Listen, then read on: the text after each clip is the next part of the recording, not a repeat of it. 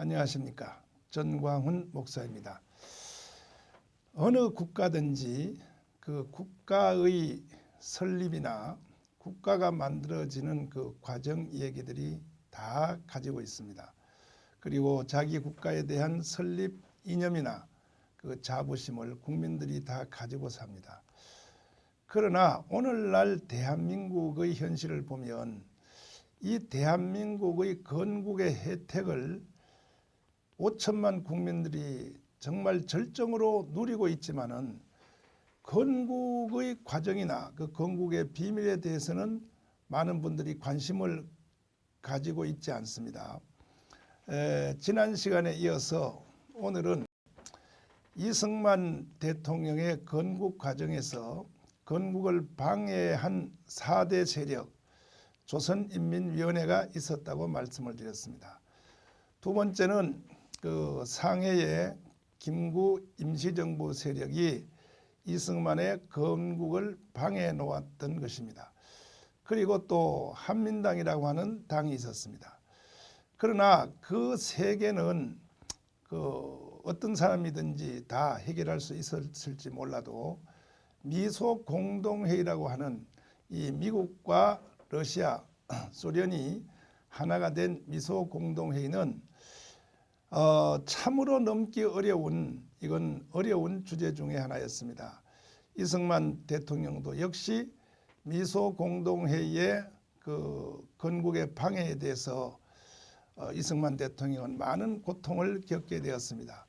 말하자면 미소 공동회의는 한반도의 그 원폭 이후에 세워지는 한반도의 국가를 미소를 중심한 남북 좌우 합작 정부를 세우기를 강요했던 것입니다. 그러나 이승만 대통령은 그것은 곧 남한을 북한과 소련에 넘겨주는 수단과 방법의 하나인 것을 이승만 대통령은 알고 있었기 때문에 결사적으로 이승만 대통령은 그것을 저지하였습니다. 그리고 반대하였습니다. 그래서 미소 공동회의를 이것을 제압한다고 하는 것은 이승만의 건국 과정에서 사람으로 할 수 없는 초월한 그야말로 전 세계 이 건국사에서 볼 수 없는 어려운 과정 중에 하나였습니다. 그래서 이승만 대통령은 미소 공동회의를 이걸 어떻게 제압하느냐 하는 방법으로 한반도의 국가 설립이나 한반도의 이 국가를 세우는 과정이 미국과 소련이 주도하는 미소 공동회의에 거기에 둘 것이 아니고 이 주제를 유엔으로 옮기는 것을 이승만 대통령은 추진을 하게 되었습니다. 그 이유는 미소 공동회의에다가 그대로 두면 우리나라가 공산주의가 될 것이 뻔하기 때문에 이 미소 공동회의를 제압하는 방법 중에 하나로 한반도의 주제를 유엔으로 옮기는 데 성공을 하게 됩니다. 미국에 있는 임병직과 중앙대학교 설립자 이명신 그 권사님을 통하여 어찌하든지 이 한반도의 문제를 미국과 소련에다가 둘 수 없고 이것을 이제 갓 태어난 유엔 총회로 이 주제를 옮기기 위하여 최선을 다했습니다. 이승만과 함께 더불어 임병직과 또 이명신 그 외에 또 여러 이승만을 도왔던 건국의 여러 분들이 협력하여 유엔으로 이 주제를 옮기게 된 것이 대한민국이 건국되는 결정적인 사건이 되었던 것입니다. 그때 유엔은 1차 세계대전 이후로 국제연합이란 기구가 있었지만은 그것은 그 후에 잠시 존재하다가 없어졌고 새로운 국제기구인 유엔이 만들어진 지가 그때 얼마 되지 않았습니다. 어떻게 보면 오늘날까지도 국제 나라를 대표하는 그 유엔 총회가 있지만은 그 유엔이라고 하는 그 기구가 이 지구촌에 만들어진 것은 대한민국 하나 때문에 그 만들어지지 않았나 할 만큼 역사적으로 유엔이 한반도에 그 기여한 바가 아주 컸습니다. 그리고 그 주제 자체도 바로 유엔이 만들어지자마자 한국의 문제를 다루었던 것이 유엔의 그 지나간 역대 했던 일들 중에 가장 큰 일이 아닌가 이렇게 생각합니다. 그래서 결국은 이제 그 유엔 총회로 한반도 문제를 이관하게 되었고 유엔에서 이제 남북한의 통일선거, 남북한이 다 참여하는 통일선거를 결정하게 되었으며 그래서 미국 소련이 주도했던 이 미소공동회의의 그 모든 권한이 사라지고 이제 유엔이 주관하는 한반도 국가 설립이 시작이 되었습니다. 그때의 이승만 대통령은 그동안에 구축했던 세계적인 여러 사람들의 인맥을 통하여 중국의 장개석 총통이나 또 미국의 루스벨트나 그 후에 미국의 3대 대통령 트루만 대통령, 아이젠하워 이런 그 막강한 인맥을 또 영국의 윈스턴 처칠이라든지 이 막강한 이승만만이 가지고 있는 그 인맥을 통해서 유엔이 관할하는 한반도 그 통일 그 한반도의 국가 설립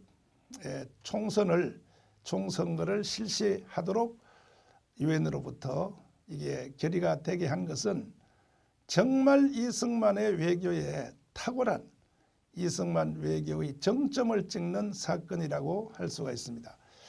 그래서 유엔의 결의하에 남북한 이제 동시선거를 결정을 해서 유엔 선거감시단이 한국에 오게 되었죠.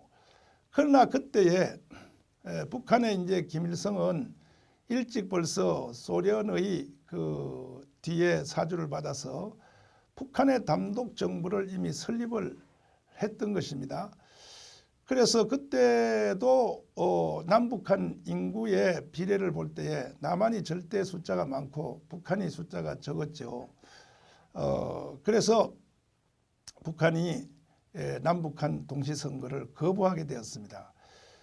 그러자 이승만 대통령은 이 남북한 동시선거가 또 좌절된 것을 보고 유엔에 다시 그러면 이와 같은 상황에서는 어떻게 하면 좋겠느냐 하는 문제를 제기해서 유엔으로부터 그러면 남한의 단독 정부를 남한의 단독 선거를 결의한 것이 아니고 오늘날 그 좌파 쪽에서 많은 사람들이 이승만 대통령이 그 남한 단독 정부 수립을 주도했더라고 이렇게 비방하지만 사실은 그렇지 않습니다. 남한 단독 선거가 아니고 남북한 그 중에서 선거를 할 수 있는 가용 지역입니다. 가용 지역. 선거를 할 수 있는 지역을 먼저 선거를 하고 그 후에 여건과 환경이 되면 나머지 선거도 한다 하는 그와 같은 개념으로 유엔이 주도하는 가용 지역의 선거를 먼저 결의를 받아서 1948년 5월 10일 우리나라가 탄생되는 50선거를 이제 진행하게 되었습니다. 그러자 이제 미소 공동회의를 통해서 남북한을 다 공산주의로 만들려고 했던 북한이 또 좌파들이 좌익들이 자기들의 뜻이 무산된 줄을 알고 그때부터 이 유엔이 주도하는 가용한 지역의 50선거를 방해놓기 위하여 수단과 방법을 가리지 않고 이승만을 타도하기 시작했습니다. 그래서 그때 밑바닥으로 숨어 있었던 남로당들이 다시 일어나서 50선거를 반대하게 되었고 50선거를 반대하기 위해서 대구의 28 폭동 그리고 제주도 4.3 폭동이 일어나게 되었습니다. 그런데 오늘날 와서 이 청와대를 점령한 이 주사파 정부가 이와 같은 그 역사를 바꿔놓기 위해서 뒤집으려고 마치 그 건국 과정에서 있었던 남로당들의 무력 폭동을 민주화 운동으로 바꾸려고 하는 이러한 있을 수 없는 시도들을 지금 하고 있습니다. 제주도 4.3 폭동도 마찬가지고 또 대구의 28 폭동도 마찬가지고 오늘 아침에 마침 그 조선일보 신문을 보니까 여순 반란 사건에 대해서도 71년 만에 새로 그것을 재판한다 하는 보도가 나왔습니다. 이것은 대한민국 사회에서 있을 수 없는 일입니다. 역사를 바꿔놓는다고 하는 것은 이것은 범죄 행위 중에 하나인 것입니다. 그때에 남로당이 주도하여 일으켰던 여순 반란 사건, 14연대 반란 사건이나 제주도 4.3 폭동, 대구의 28 폭동을 비롯한 이 모든 행위들은 이승만 대통령의 건국을 방해놓기 위해서 있었던 범죄적 행위임이 틀림이 없습니다. 이것은 역사적인 자료가 필요하지 않는 것은 아직도 연세가 90 이상 되신 분들은 살아 계시면서 그 사건들을 지금 증언하고 있습니다. 책이 필요가 없습니다. 아직도 90살이나 95세 올해 연세가 되신 분들은 그때 상황을 청소년 시기에 현장에서 다 목격한 분들입니다. 그럼에도 불구하고 이 멀쩡한 역사적 사실을 뒤엎으려고 시도하는 이런 오늘날 이 주사파 정부의 시도를 보면 이것은 범죄적 행위가 아닐 수가 없습니다.